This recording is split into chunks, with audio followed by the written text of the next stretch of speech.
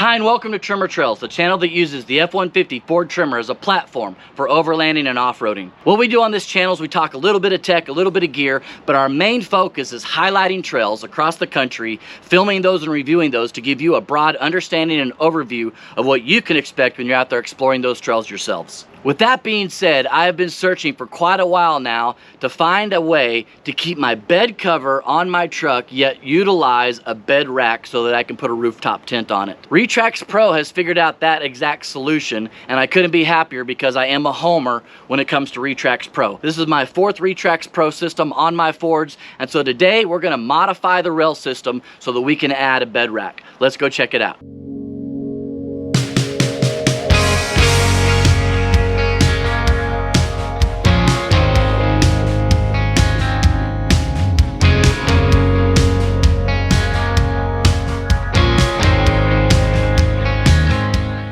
So if you want to jump right into the install, that's at 157. Everything on this video is marked for you.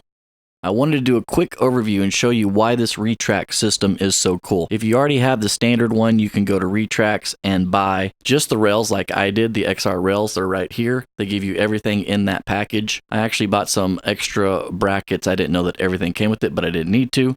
Anyways, what makes the system so cool is that several different manufacturers work around the T-rail system with the Retrax. So this is Up Top Overland. They sell a bed rack. I believe this is the Rhino web page. They sell kayak accessories, bicycle accessories, fishing accessories. All these kinds of different manufacturers use that T-slot system, so you can find the right bed rack to use for your proper needs. That's what makes this thing so versatile and cool. That's why I just wanted to overview this real quick to show you all the different options that you have with this kind of system. Now let's get into the install.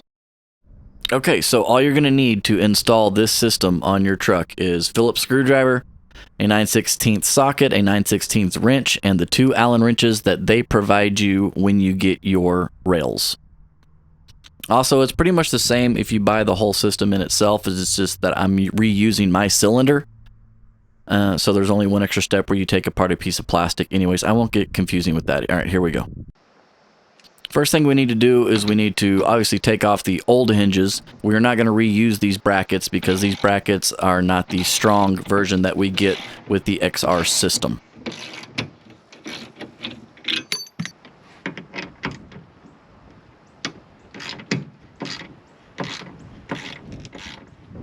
Okay, after getting the brackets off, you're going to grab the Allen wrench that they provide you, the small one. I think it's a 2, maybe a 3, I don't know. Anyways, all you're going to do is unscrew these screws up top, which is the plate that contains the container or holds the container for the weatherproofing.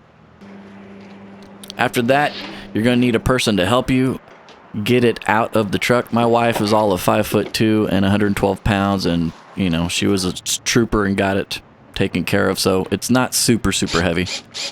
After that, there's 2 screws on the rails that you're going to undo, and then what you're going to do is lift up and pull out, and that's how you get your rail taken off. We're going to put the new rail on. All you got to do is slide the bearings in, and then make sure you lift up at the top to get that secured in place.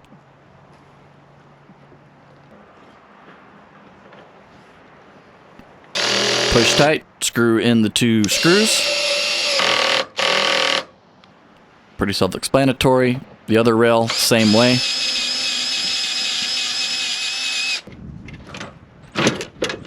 It's a lift up and jerk down to get the old ones off. To put the new ones on, you want to get them lined up inside and then lift the back part up over the bracket to get it to lock into place.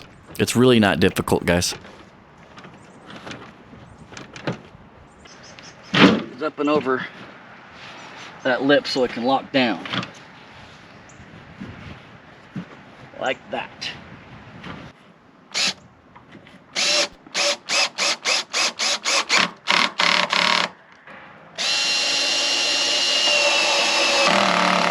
They also say not to use Loctite, which kind of sucks because I had a screw come out on me when I was off-roading on the other side with the old bed.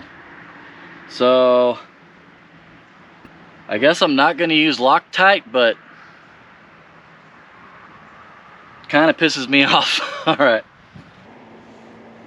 Alright, so you put the plate back on, screw that in, and like I said, you're not supposed to use Loctite, but as you can see right here, I've decided to change my mind. I lost 2 screws early on, and so I'm going to put Loctite on it, but just remember it's going to void your warranty, guys. So, if you put Loctite on your Retrax system, they void the warranty. Only a month in and doing a few off-road trails, I already lost these top screws. So I'm going to go ahead and put Loctite on these screws.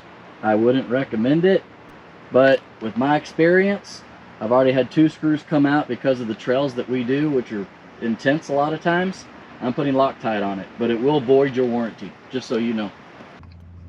Okay, once again, using the Allen wrench that they provide you, we're going to tighten up those screws. We got the rails on. The next step is going to be to lift it back up into the back of the truck.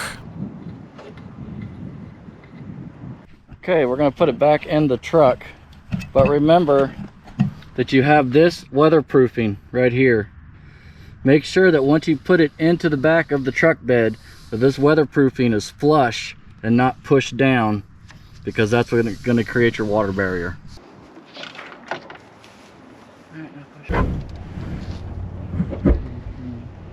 Okay, before putting on the brackets, we need to make sure that this railing is level with itself all the way from the front to the back, and we need to make sure we have 1/8 gap of the tailgate and this end piece. So we're going to lift up the tailgate, test that.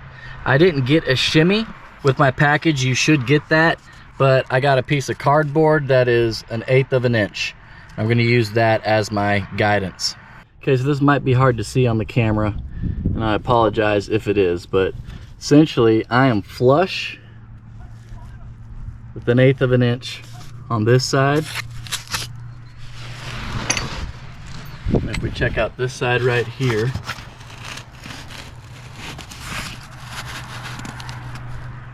I am the same. Now we need to measure the width and make sure that the rails are in line with each other. From outside to outside, we're right at 65 inches. I mean, we look right at 65 inches here. I think we're lined up. If you're not lined up, they supply you with an Allen wrench. And what you do is you turn clockwise or counterclockwise on these posts to either push this railing outward or inward. We just got lucky, and we don't have to do any modifications. So now the next part is putting on the heavy duty clamps. You'll find out that I'm a liar here in a second.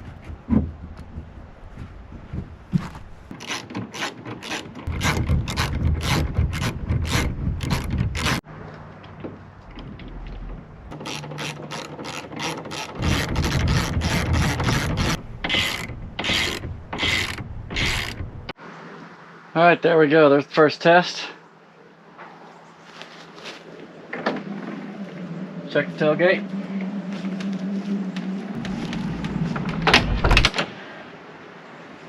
Nice lock. And no gaps. Okay, so we installed the clamps. If you look, we are right at 65 inches at the front of the cab. However, go to the back of the cab,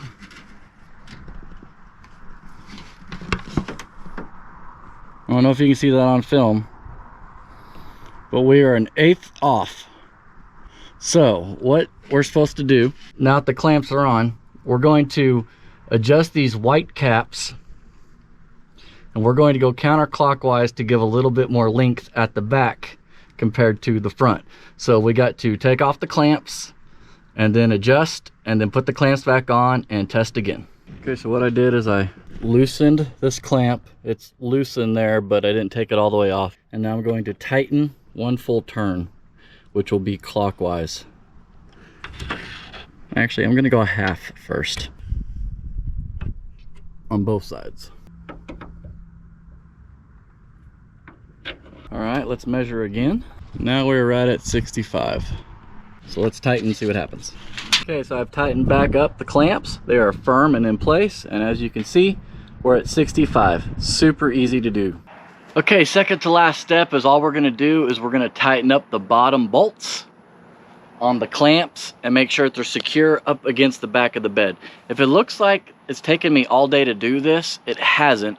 I've been doing a million different things today, and so every 5 or 10 minutes I'll come out to the truck and I'll keep adding on and building this. This has really taken less than 1 hour to do.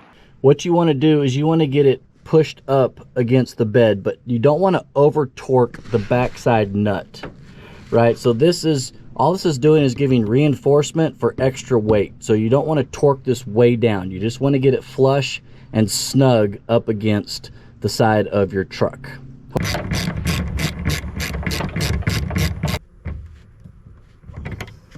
Final step is going to be installing the drain plugs. You have this drain plug here. It goes into there. So these just go in and twist. It's pretty simple. And that's really it, guys. All right, guys, so there you got it. It's a really simple install to do. If you're starting from scratch, it's probably even easier, but all you're gonna need is a 9/16 wrench, a 9/16 socket, a Phillips screwdriver, and the Allen wrenches that they provide you, and you can get this done in about an hour. All through the day, I worked on this for 5 minutes here, 5 minutes there while I was doing business inside the house, and would come out, take a break, and do this. I hope that the video helped you out. This is a great solution to what I'm looking for, because my next step is now going to be my roof rack. And from my roof rack, I get my roof tent, and then I'm off to the mountains again. So until next time, thanks for watching. We'll see you.